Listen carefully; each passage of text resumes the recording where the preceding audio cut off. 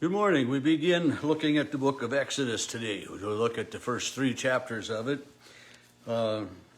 As Genesis was the beginning, the creation, and the beginning of God's relationship with this people called the Israelites, descendants of Abraham and Isaac and Jacob. And we found out in the book of Genesis how the Israelites came to be in Egypt. The book of Exodus has 2 real important things, 2 important aspects of Israelite history. The first one is the Exodus from Egypt and the story of the Exodus.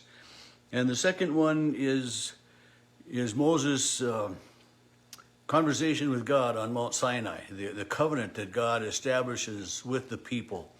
Those are the 2 big things in the book of Exodus that we'll get to. God sees that his people Israel are slaves in Egypt, and he hears their plea and he hears their cry, and he remembers his promise to the ancestors, to Abraham and to Jacob, to Joseph, and sends Moses to deliver them. There isn't anything in Egyptian history that really correlates to this at all. But there are other historical records and things that give significant promise or reinforcement of some of this. And there are pictures of like the crossing of the sea there, that the shallow spot, that there are ancient chariots and different things. So there are different historical evidences that we can find that way. We have the traditions of the Abraham and Isaac and Jacob, and then also the beginning of some of the Mosaic traditions, the traditions of Moses. And when we get into some of the books of the prophets, Elijah and Ezekiel, I mean, their cry is to return to the Mosaic promises, to return to the Mosaic law, for the Israelites to get back to the relationship they had with God, from Moses that way. So again, the first thing we see, the first 8 chapters are the deliverance of the Hebrews from the rule of the Egyptians, and then the journey to Sinai and being there at Sinai. So we'll begin, and chapter 1 starts kind of with a reiteration, a retelling of the descendants of Jacob, Israel, that came to Egypt, before this bondage happened, that this is how the Israelites came to be there, and it says, these are the names of the sons of Israel, Jacob, who came to Egypt. And he names the 11 sons that came with him because Joseph was already there. And again, it says that, there were, the total number of people born to Jacob was 70. Joseph was already in Egypt. And it says, verse 7, the Israelites were fruitful and prolific. They multiplied and grew exceedingly strong, so that the land was filled with them. And a new king arose up in Egypt, a king who didn't know Joseph or didn't remember Joseph or chose not to. And he, part of the Israelites being prolific and becoming a great number of people was in relationship to God's promise to Abraham and then to Jacob and to Joseph. And so they became a great number of people from this 70 that started. And they were so numerous that the king of Egypt, this new king, was afraid that if someone were to, another country were to attack Egypt, that these Israelites would join with, and then they would have there were so many Israelites that they would be overrun. And if the Israelites themselves were to riot or to come up against, the Egyptians, that the Egyptians would have no hope. And this was at a time of peace. This was before the Israelites were slaves. So this is how they became slaves. The king, this new king, decided that I got to set some taskmasters over them. They can no longer be this free people that can herd their sheep and take care of their crops and live on their own. We need to be watching them. We need to be making them work for us. We need to be governing them. We need to take their rights away. And, you know, this is one of the worst things to happen to anybody, is to have their rights taken away, their freedoms taken away. And this is what happened to the Israelites under this new king. So he appointed overseers over them, and they rather than tend their flocks and their crops, they had to make bricks and build buildings and do all of the farming and everything for the Egyptians, so that the Egyptians could sit back and do nothing. And the king also made this decree that since there are so many Israelites and they are reproducing so fast, you midwives, if there's a male, kill that male. We cannot have any more males living. We got to control their population that way. Let the girls live, but kill all of the females.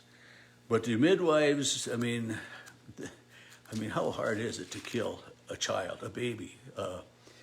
We have abortion in the world today, and there are so many infants that are killed in the womb before they're ever born. But this decree was that after the child is born, to kill the child, and these midwives couldn't do it. And the king got mad at him, and he says, "Well, what's going on?" And he said, that these Hebrew women, they're so strong and so virile that they just they have these babies before we get there, and we just don't have a chance. And so the Israelites continued to grow and to multiply, although there was some success in killing these male children, because then we have the story in chapter 2. There was a man from the house of Levi married a Levite woman, and the Levites become the priestly tribe later on. And we don't have names of these people here. It's just a man and a woman get married, and they have this child, and this woman saw he was a fine baby, and she hid him for 3 months. She took care of him without letting the midwives or anyone know. But he got big enough that she could no longer hide him, so she puts him in this basket lined with papyrus reeds and floats it on the river. And of course, Pharaoh's daughter finds it. You know the story. And Pharaoh and Moses' older sister is there watching, and she says, "Well, would you like me to find one of the Hebrew slave women to take care of it?" What a wonderful thing, that Moses' mother then gets to raise this child as her own, because it is her own. But Pharaoh's daughter also claims this child Moses. She names him Moses because it says she drew him out of the water. And again, water has so much significance in the Bible. The baptism comes that way, and in the book of Revelation we studied in December, the water, the river of life that flows through. So water is got some very big significances at different places in the Bible. And as Moses grew up and his mother no longer had to raise him, then he did go and he lived with Pharaoh's daughter and was raised as an adopted child.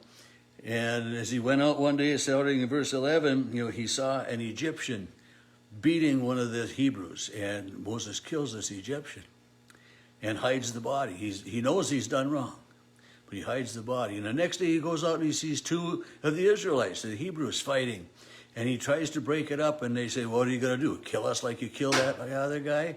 And he realizes that he could be in trouble for that. That it didn't get done in as much secrecy as he thought.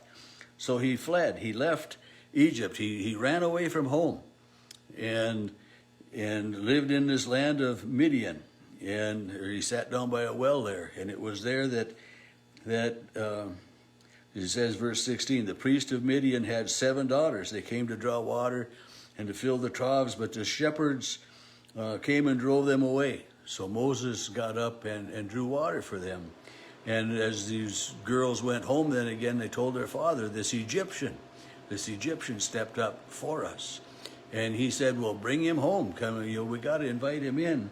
And that's how Moses then became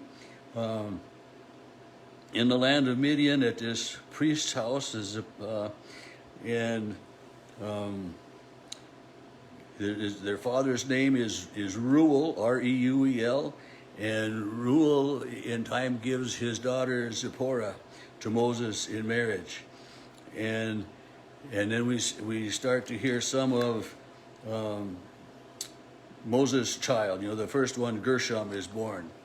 And that's verse 23. After a long time, the king of Egypt died, and the Israelites groaned under the slavery and cried out. Out of their slavery, their cry for help rose up to God, and God heard their plea. And God remembers his promise. I got that written in the margin of my Bible, where I've got those last few verses of chapter 2 underlined, that God remembers his promise. And he hears the cry of the people.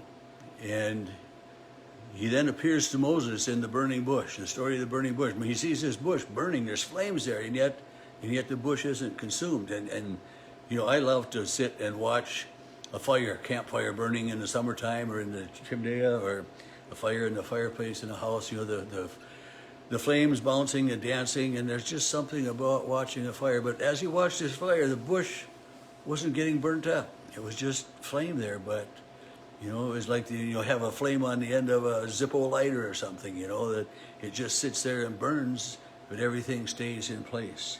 So he goes over there, and God speaks to him. And he says, I am the God of your father Abraham, the God of Isaac, the God of Jacob. And Moses hides his face. And then, God says, I have observed the people, the pain of my people in Israel. And God calls Moses then to go and to speak to Pharaoh. And in verse 13, Moses says to God, if I come to the Israelites and say, the God of your ancestors sent me, what is his name? What shall I say? Moses doesn't want to go. I don't think I would either. But anyway, Moses doesn't want to go. And this is where God says that I am who I am. And when God says that, I am who I am, it's kind of like, I will be what I will be. I will do what I will do. I hear the plea of the Israelites. I am. And when we get into John's gospel, we won't study that this year, but there are the 7 I am statements of Jesus in the book of John. And the last part of in the last chapter of Matthew's gospel as well, Jesus says, I am with you always to the end of the age. So anyway, God says to Moses, tell them that I am has sent you, Yahweh. And so in these first 3 chapters, we have been reminded of how the Israelites came to be in Egypt. We have seen how the new king oppressed them and put them into slavery, and the people cried out. The beginning story of Moses, and it's the history of the Israelites comes into play so much throughout the rest of the Old Testament and the New Testament. And so by reading these old stories, we really find out our fundamental base of what it is that we believe and why we believe what we believe about God.